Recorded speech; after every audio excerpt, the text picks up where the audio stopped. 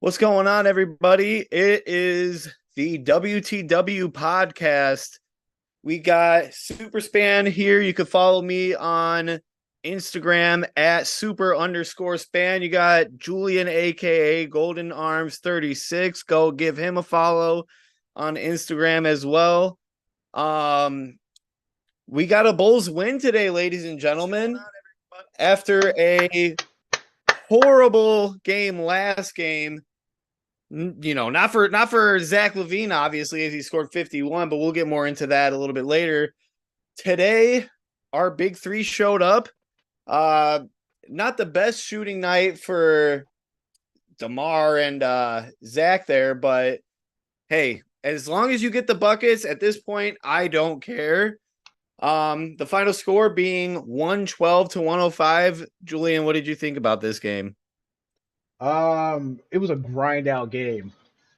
Completely, on par for Central Division games, with Indiana and Chicago, Indiana and Detroit, Chicago and Detroit. I mean, it's always a grindhouse game between these teams, and today was no exception.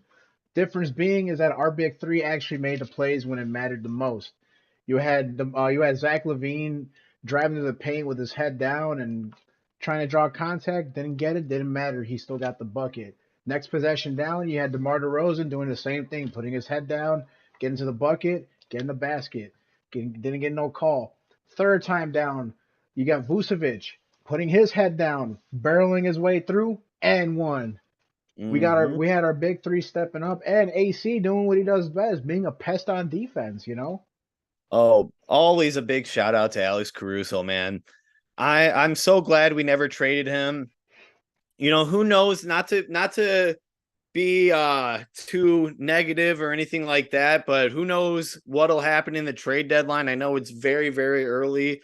We might have our overreactions a little bit later on in this podcast, but right now I'll take it. We are back at 500 at 2-2.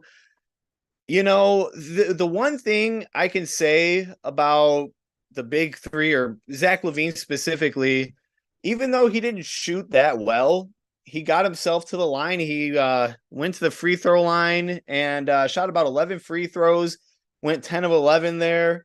DeMar DeRozan still had 20 points, even though he shot 6 for 19. Vooch with a pretty efficient game, shooting 10 for 19, 24 points, 17 rebounds. That's huge. That is a great Vooch game. You saw him going down in the post all game, doing his thing. You love seeing that from Vooch. You just really hope they can continue to find the way to get the entry pass into him so he can just take advantage of his post game. We always known that's his thing. He's one of the elite centers at playing in the post, so you might as well give it to the guy. Um, Furthermore, big shout out to Javon Carter, man. He had a solid game off the bench, 11 points, 3 assists, 2 rebounds, a steal, and a block. Uh, Huge addition. Him and Torrey Craig are easily becoming those guys off the bench that you just really love to see. In my opinion, I mean, you might want to start looking into possibly starting Torrey Craig. I know that might be a hot button topic. Um, what do you think about that? Do you think that would be a possibility at some point? Do you think it's Uh, time to I don't give think up it's on hot. that? I don't think it's hot topic at all. I mean, I agree with you. I even brought it up during our little game session while we were watching the Bulls. That Patrick Williams and Kobe White should be coming off the bench and have Javon Carter and Torrey Craig be the starters. Like they bring great energy and efficient shooting, which you don't really get that from Kobe White and Patrick Williams right now. We're only 4 games in, but those two were expected to make that leap as contributors to the big three, and so far that hasn't really gone down. Not to say they haven't done other things that have that really kept their starting job. Patrick Williams out there playing defense, Kobe White's out there distributing, also playing defense, but they need to do more out there. They need to start scoring. They need to start crashing boards. Kobe White needs to up his assist number a little bit more. And Javon Yeah. Carter and Torrey Craig have shown that they can do both well, whenever they get their minutes out there. Yeah, I'm really hoping that everybody's wrong about Patrick Williams. I mean, outside of the stream, I've been a pretty big Patrick Williams hater. I'm not gonna lie, but only because I haven't seen much promise from him. Everybody's saying, oh well, if we get rid of him and he goes to a different team, he could potentially become a star. I mean, it's Um, already happened to us. I mean, everyone y- got upset when Wendell got traded, and then everyone's upset now that Larry Markkinen's having, well, last season he had an all-star season, and all we heard was Bulls fans clamoring like, "Oh, we had him. Why didn't we give him a chance?" I mean, it is right. what it is sometimes. I still have faith in Patrick Williams. Like, just that archetype that he has, like 3-and-D wing, can guard all five positions if he really wanted to, can make the three if he wants to consistently. It's all here. It's all up here with him, dude. Yeah, it's just he needs to stop being so passive. right. It's just sometimes he seems like he doesn't want to be out there. He seems like He doesn't he's want just to be out there stepping stop. on anyone's toes. That's what it seems like. Like it seems like he's like too scared to take shots away from Zach, Vooch, and Demar when he shouldn't even be thinking like that. If anything, his game, and I've been hearing it all like these these Bulls reporters have been saying it now, but I've been saying it for the last 3 years. Patrick Williams should be crashing the boards, should be getting offensive rebounds, should be just flying everywhere. Like if he had Javante Green, shout out to Javante Green. If he had Javante Green's motor, like how Stacey King always said that, oh, there's five Javantes out there, bro. Right. Patrick Williams would already be a two-time All-Star right now. That's how like how much raw potential he has if he just like becomes a little more aggressive. Like it just that's the frustrating part about these about Patrick Williams is that he's just not he's just not aggressive. He needs that killer mentality and he just doesn't have it. So my question is then, if we come to the all or I'm sorry, the trade deadline and Patrick is just doing the same things that he's been doing up until now in his career, averaging less than 10 points a game, not getting many rebounds, what do you consider trading him? Well, with that question, you're implying that the Bulls have a decent record and need to flip some assets in order to get some contributions. Because if the Bulls are under like 20 games under 500 by the trade deadline, then you're keeping Patrick Williams and you're trading a big three. So at that point, then we're saying that the Bulls are up here, but Patrick Williams' development is down here. And now it's Yeah. time to flip him and Kobe White potentially to start getting some winning assets because the Bulls are overachieving, you know. But I don't know.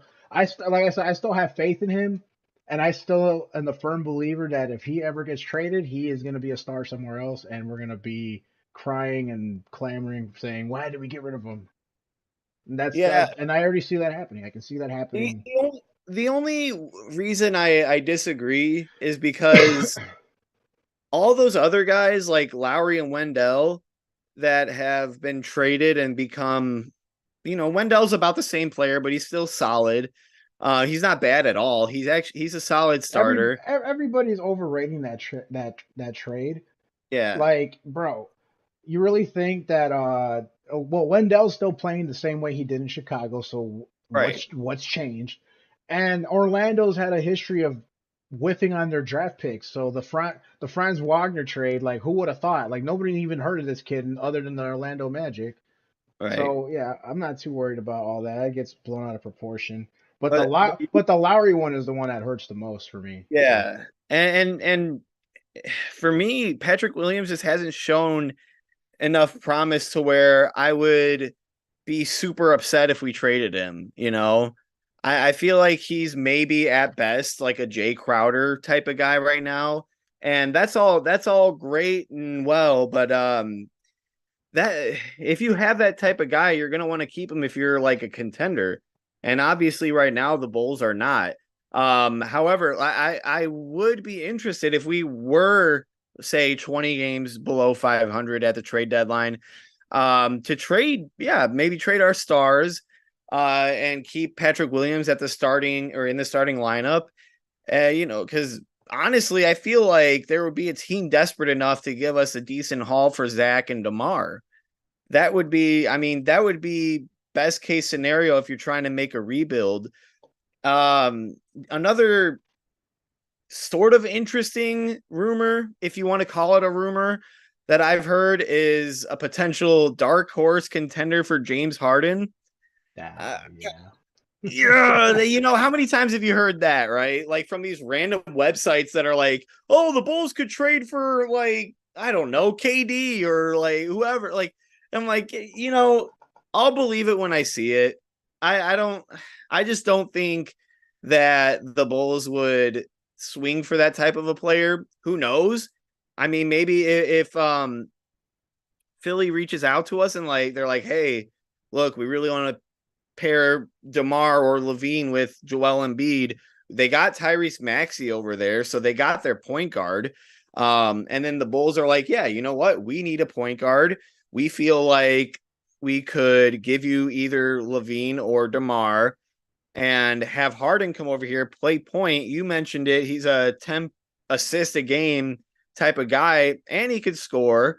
Who knows? Maybe he could help our offense a little bit. Now, the only thing that turns me away from Harden, as does for many other fans, is the fact that he's been on 5 teams in the last 4 years or whatever it's been. I'm exaggerating, but it might not be too far off of that number. It seems like every time he goes to a different team, 6 months later he wants a trade, and it's like he's on an expiring contract, so who knows? Maybe we wouldn't have to worry about it. And that's But and that's the thing too. He's on the last year of his deal, so the Bulls went out anyways because then we get to save more cap space. But at that point, if you're gonna do that, then you might as well just keep the asset you have in DeMar and just try to ride it yeah, out.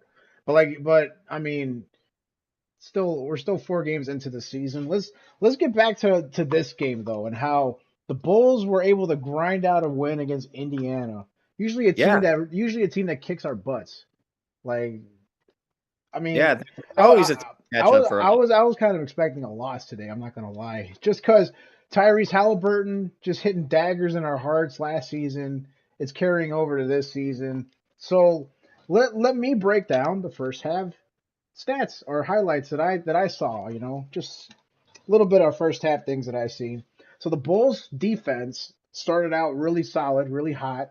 They forced Indiana into bad turnovers, bad possessions all around, which was something that Indiana going into the game really had a good tight grip on the ball. They were a team that hardly turned the ball over. So to see the Bulls rattle the Indiana Pacers like that, really good to see. Really good to see that the Bulls defense is starting to really like pick it up now. I mean, it's been happening the last few games.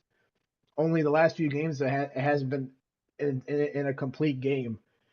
Sometimes like the Raptors game for example, started out crappy, then all of a sudden we had a 38-7 run.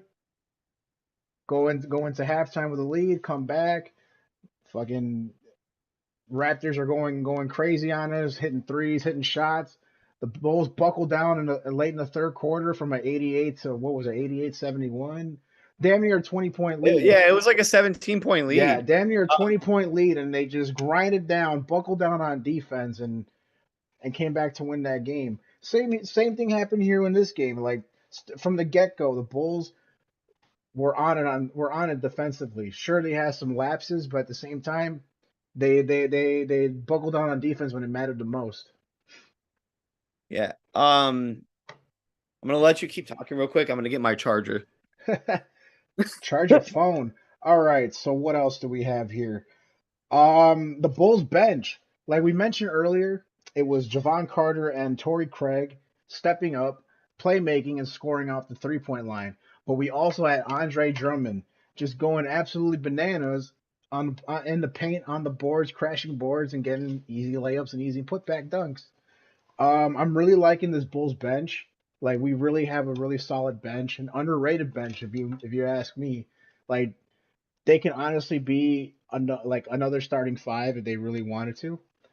Like, hey, you get the right pieces around the big three, like shooters and defenders, good things happen.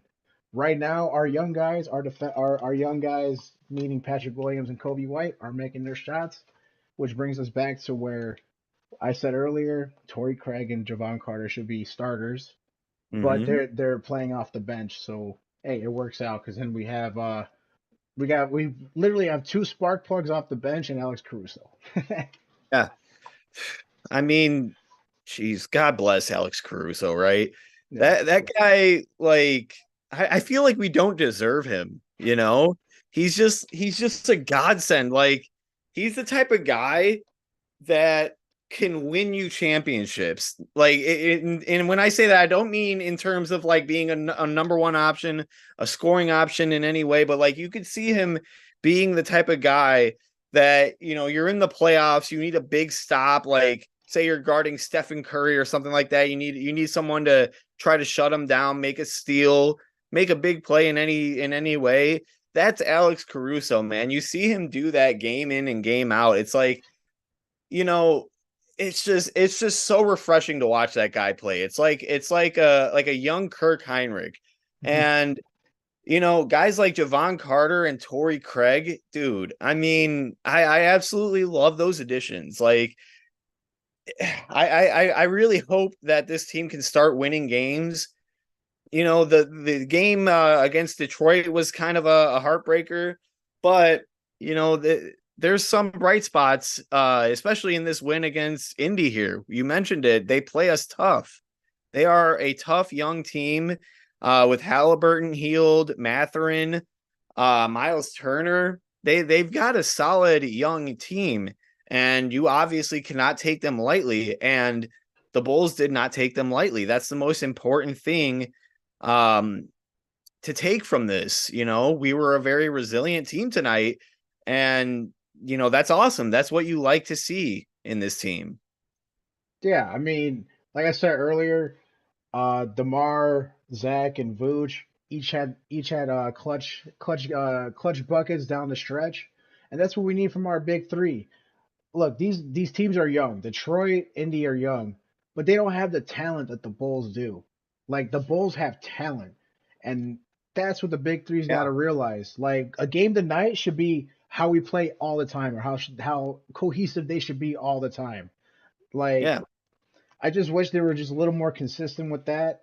And, hopefully this is a turnaround game for them to really start, oh, hey, this was like another resilient win to come off like a really bad loss against Detroit. Maybe we have something going here. I don't know. We'll see how it goes. I mean, the in-season tournament. Let's see how those in-season tournament games brings this group together because allegedly these in-season tournament games are going to start having more meaning and more like kind of like a playoff intensity to them. So Mhm. that's a good test for the Bulls to have. Hey, maybe they might go out and win this cup. That'd be a great way to like boost up like team morale with them because if they're able to win the cup, well, damn, they're able to make the playoffs, make a deep run maybe. But hey, I'm getting a little ahead of myself. We're not in that segment yet. Yeah, I mean, you never know. This team has a lot of talent, but the biggest glaring issue I feel like with this team is that point guard spot. Now, it's still very, very early. Um, Kobe White did show signs of improvements in the second half of last year in terms of playmaking, defense, and all that kind of stuff. And we know he can score.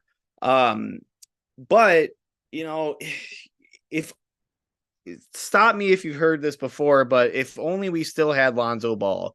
I know he's technically Hey, still on hey, hey! Remember the like last game? Remember the last post game show? I told you that'd be the last time you'd bring up Lonzo Ball. But I'm just, it's hard not to, man. The glory days. The glory days 2 years ago or a those year and a half. 26 games were magical. They were, we were, dude, it's awful to reminisce on the good times and then, see how, look, I mean, I don't want to be negative after a win because this was a good win. It was a hard fought win. Um, Not very efficient scoring from a lot of our guys, but a win is a win. We got to the free throw line a decent amount of times, it seemed like there. We mentioned Vooch had a big game. Zach, doing Zach things. Coming off Didn't that shoot 50 the best, burger. but yeah. Oh my goodness. You want to get into that real quick? Yeah, let's talk about the games we didn't have a post game show for. Just a quick Yeah. quick recap and rundown, but definitely that Detroit game. Wow. So yeah, he was a game time decision. I don't know if you knew that. He was a game time decision against the Pistons. He's in the lineup at the last second and just goes off once the fucking ball tipped off. My God, what did he have in the first quarter? 19 points, somewhere Uh, around there. But he Something had like that. Yeah, I he don't. had an insane efficient scoring just in the first 3 quarters alone. The first 3 quarters, he dropped 38 points, Yeah. 38 and 3 quarters. That's insane. Uh, That's what we need from Zach. Not saying I want him to drop 50 points every night, but I want that kind of efficiency. I want that kind of scoring off him, because today, yeah, he had a down shooting performance, got the W, but man, if only he can have like repeat performances, a nice like efficient 30-point game would have been nice today. But hey, that 50 burger, wow. yeah. I mean, he was lights out. It was a very efficient 51 too. 19 for 33 from the field, 7 for 13 from three. So he shot above 50% in both of those categories. The only other person that really helped him was DeMar DeRozan. I mean, Vooch had 12 points, 5 of 11 shooting, not the best night for him. But you're going to lose a game when 2 out of your 5 starters score 0 points. But this Detroit team is nothing to scoff at. They have, Man, they're another team that is just so young and athletic, and they can score. Uh, what is it? Azur Thompson? He's the one on on the Detroit, Pistons, right? yeah, yeah, yeah, I believe He so. is a beast. He is going to be so good for them, man. Nah, dude. The one that really impressed me Unbelievable. was that Jalen Duren kid. Yeah, he's good too. Bro, double double, but he was like dunking all over the Bulls. I'm like, who is this kid? Is that the Like his one? name's Is Tim. that the one that the New York Knicks traded? I No, I don't know. I don't know if you remember there was a draft night trade between Detroit and the Knicks, and I believe the Knicks drafted Duren, and I believe they traded him. I don't know if that's the one uh, or if I'm thinking wrong. Anyone on the comments that knows this, just like leave it, and I'll probably make an edit later. But yeah, yeah, yeah, no, you're exactly right. That's what happened. what? The Knicks traded Kemba Walker, the number 13 pick, Jalen Duren to the Pistons. So What? yeah, Why would the Knicks do that? they need a center too, man. I mean, Mitchell Robinson's good, but come on. Oh, he's not. Yeah, yeah, true, true. He's solid, but Because they play the same, but obviously Duran is the one with more potential. right. Mitchell Robinson is who he is now. Yeah, at this point, yeah, Yeah, definitely. exactly, man. But those were my quick thoughts on the Detroit Bulls game. Like Bulls went in there, underestimated the hell out of this team, Yeah, and especially like you said, if 2 out of our 5 starters are scoring 0 points, then what the hell are they doing out there? You know? yep. Now let's give a quick recap on the 104 to 103 overtime win against the Toronto Raptors. Dude, I that game was up and down. I mean, you and I were talking to each other on the party chat, and at one point I just stopped watching the game because I was so far behind you. You were my play-by-play guy there.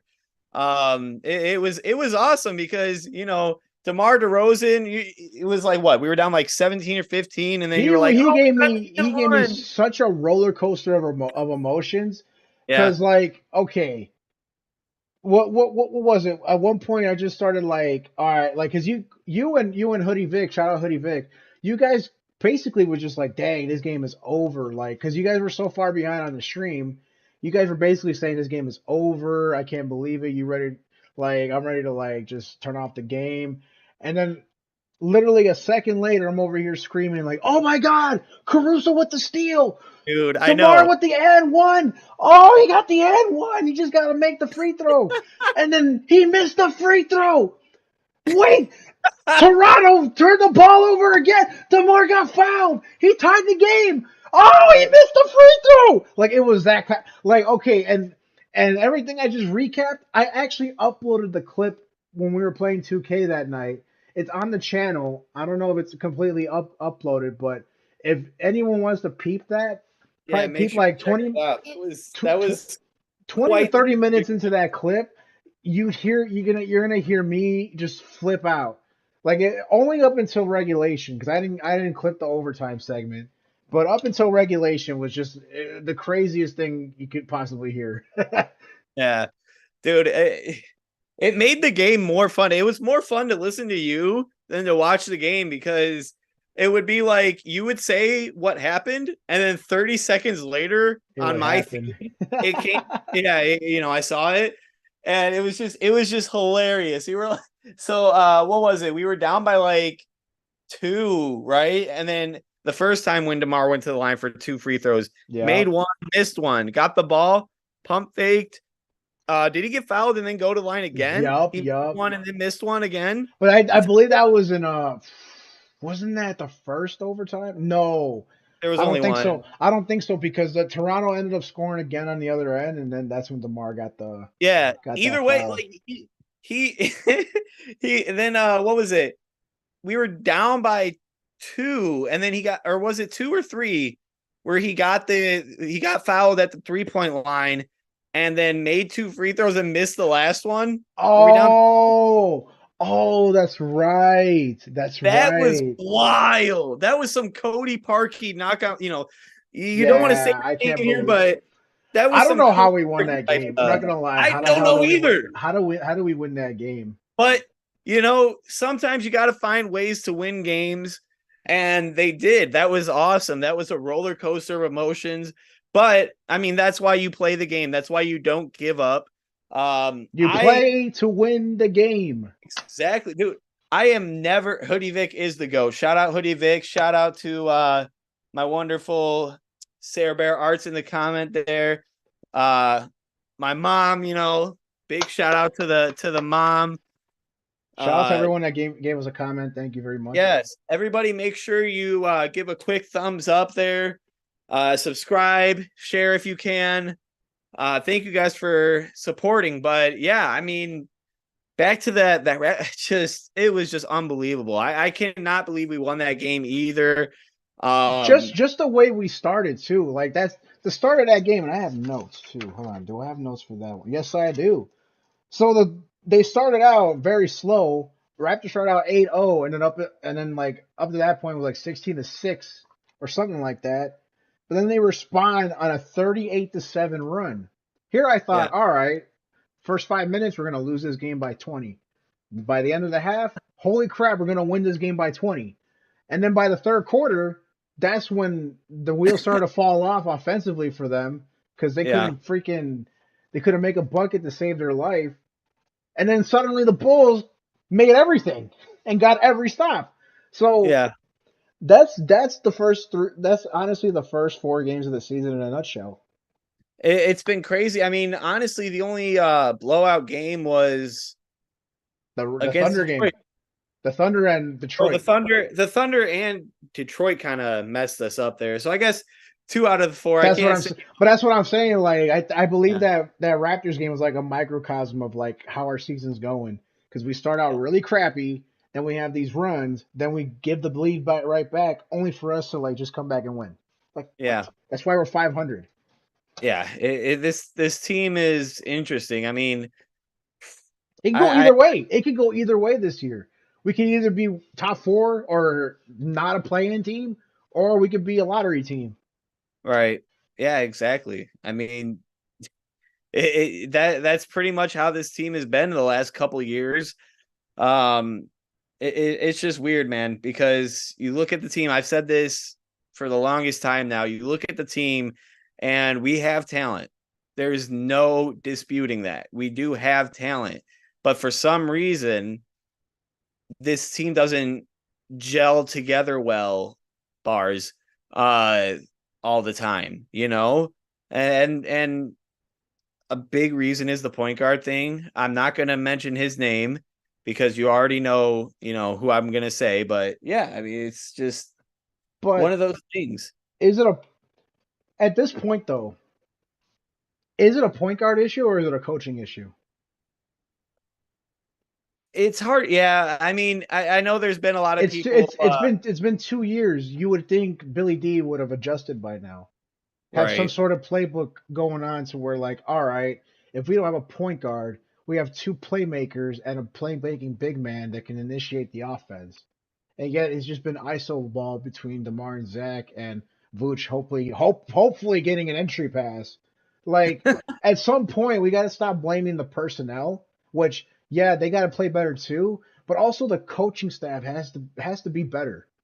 And at some point, like when is trading the players really the solution, or is getting a new coach going to be the new solution? And like it's 4 games in, but let's see what happens, in December and January, and I'll probably pose this question again. Yeah, it's still far too early to make a full decision on what we think the Bulls should do. But Julian, I don't necessarily have a play of the game. Do you have a player or play of the game tonight? Let's Caruso's fast break dunk, because it Yeah. started out it So, started yeah. out it started out with Kobe White getting that loose ball, but then he did a nasty spin move, bro. He did a spin move. Boom, hits Caruso on the break Yeah, and the that jam. was That really was nice. nasty. That was nasty, Just dude. that play And altogether. uh, and I actually got like three. It was that Yeah. one, and then the clutch buckets by DeMar, Zach, and Vooch. The Vooch one was fucking nasty. Back down, bully ball him, and one layup right there. That was I, I beautiful. love That was I beautiful. love seeing Vooch play like that. That's a big FU to all the Vooch haters out there. I'm telling you, this guy is still a top 5 center in the league. Of course. Fight me if you want to. I Course. swear. And people forget, It is. people forget. In Orlando, he was their number one option, so he knows what it's like to actually carry the load, carry a team on his back and take them to a Right. playoff. Granted, they get swept out, but hey, he took them there. A lowly Orlando Magic team. Right, and he took them to a playoffs twice, as opposed to Zach, who couldn't even take them once, or DeMar DeRozan. For all the years he played in San Antonio, he only made the playoffs with them once. Right. But we're gonna end it here, guys. We're about at the 30-minute mark. I want to thank you guys for tuning in. We topped off at about 9 viewers there, 6, I believe, right now. Thank you guys so much for watching. Please make sure you like and subscribe right now. Again, we are on Julian's main channel. We are waiting to be approved to go live by YouTube on the WTW podcast channel, but we appreciate the support nonetheless, guys. We're gonna try to do this after every Bulls game. If not, maybe sometimes after every other Bulls game, depending on our schedules. But we really enjoy doing this for you guys. So please show some love. Like I said, like and comment, subscribe, notifications, the whole 9 yards. Bulls 112-105 over the Pacers. And yeah, thank you guys for watching, and we'll see you guys next time. Peace out, everybody. Go Bulls! Woo!